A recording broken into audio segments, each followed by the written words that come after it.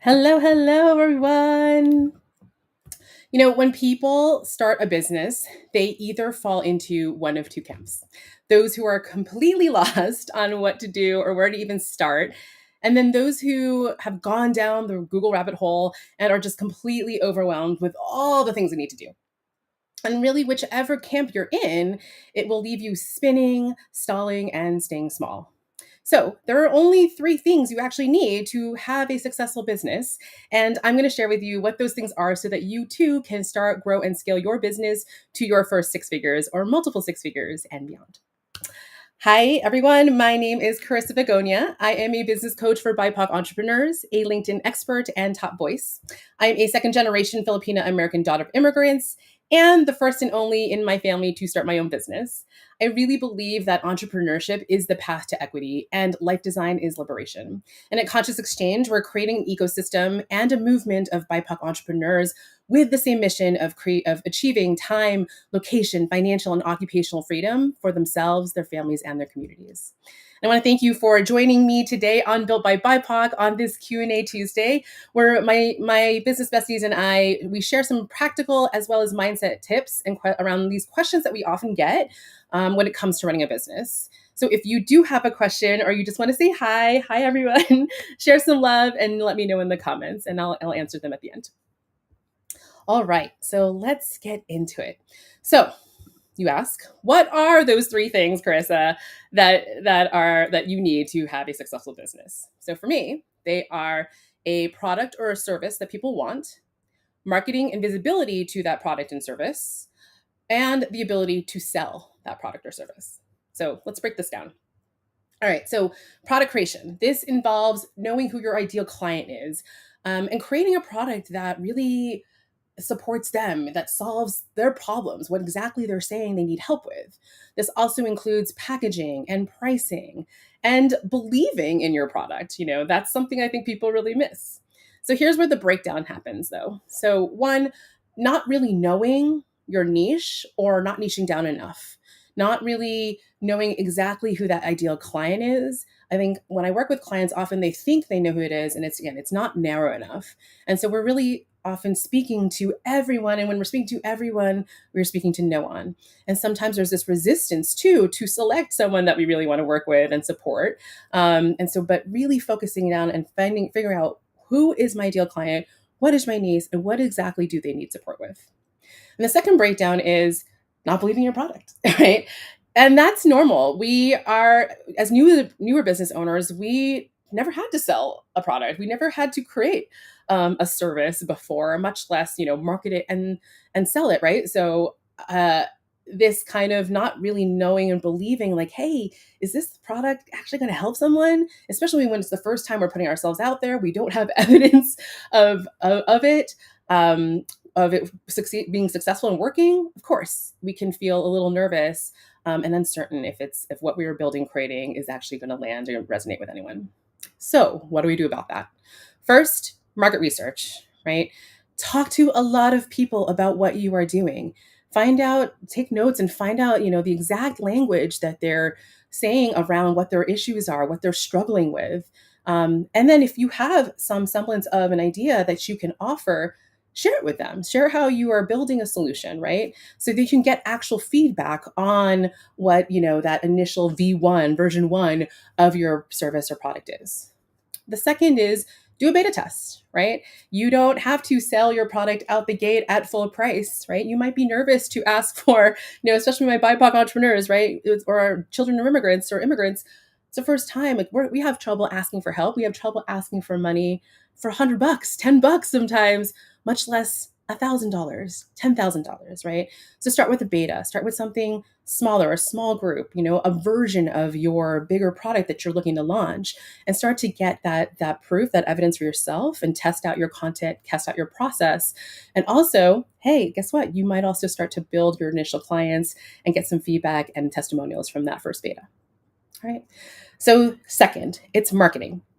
Now, this involves building up your personal brand as well as putting yourself out on the different offline as well as social media channels.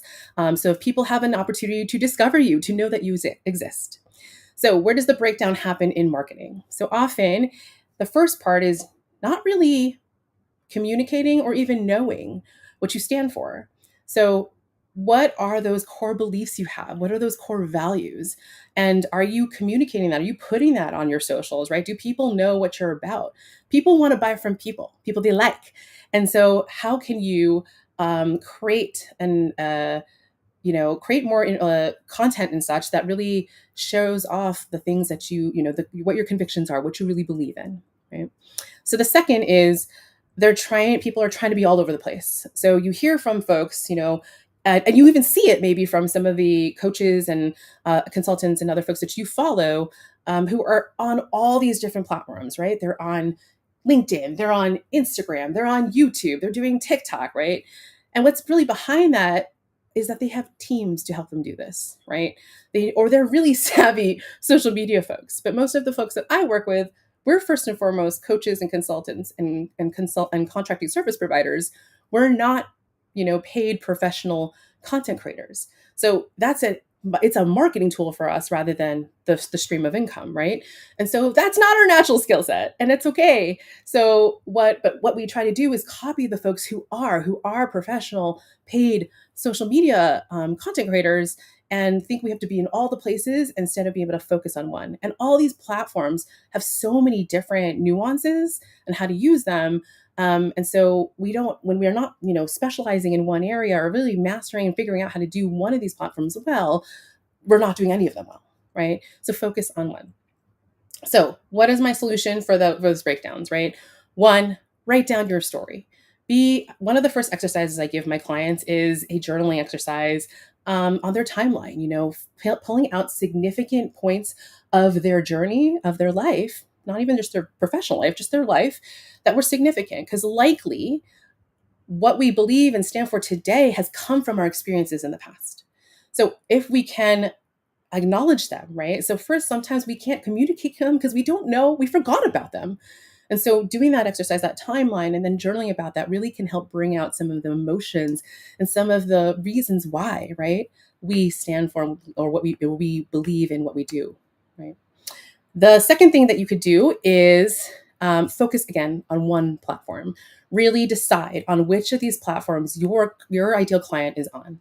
For me, it's on LinkedIn. I really work with professionals who are leaving, trying to leave corporate America or their nonprofit organizations and start their own thing. And so the easiest platform for me to find those folks, so people who are currently in these corporate jobs, organizations, was LinkedIn, right? So it made a lot of sense for me.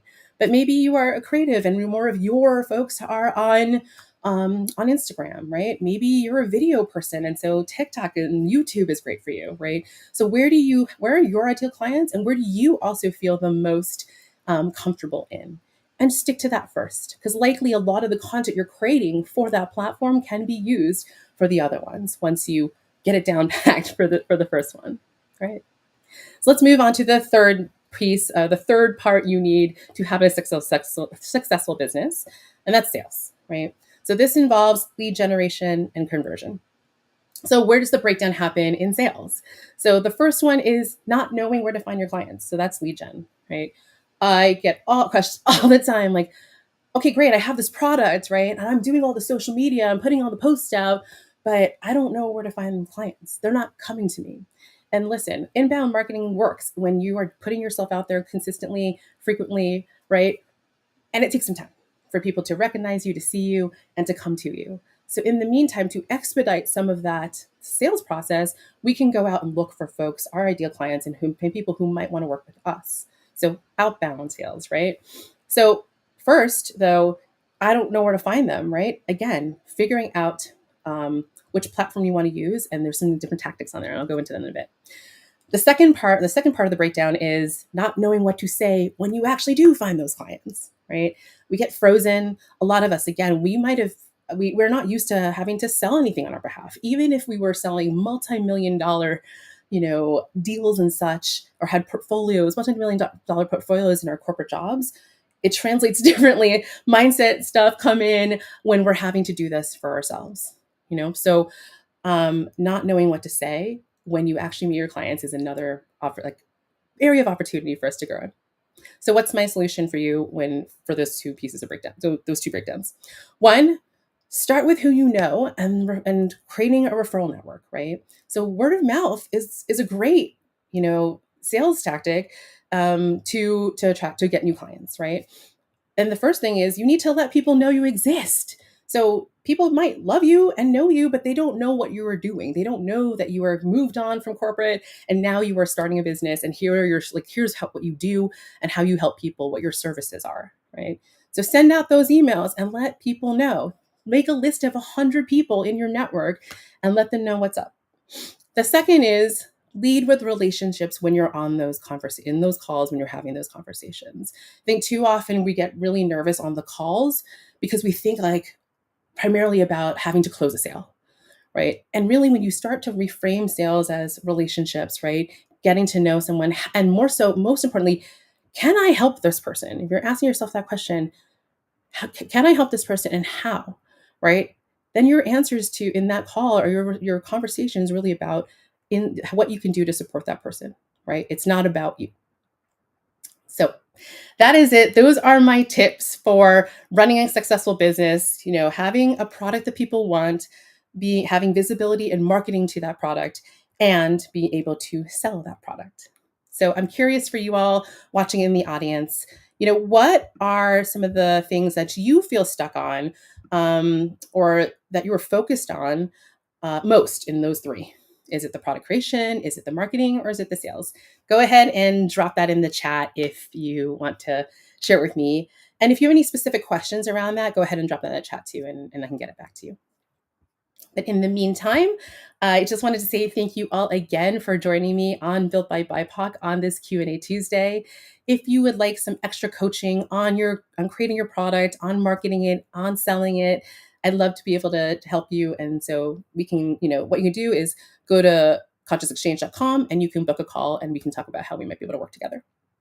And if you are specifically looking for help with lead generation, you're in luck because my friend Tanya Bhattacharya and I are going to be hosting a workshop this Thursday at 8 p.m. Eastern, 5 p.m. 5 p.m. PT, called LinkedIn Lead Gen, to teach BIPOC entrepreneurs how to find their dream clients using LinkedIn strategies.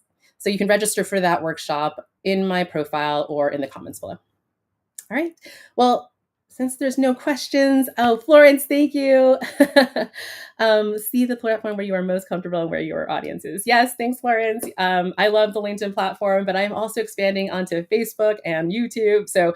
And that's been a fun journey. And I'm happy to talk more about, working smarter, not harder, and taking all the content that I've already been creating, liked on this LinkedIn Live, and putting out in other platforms for people to also discover.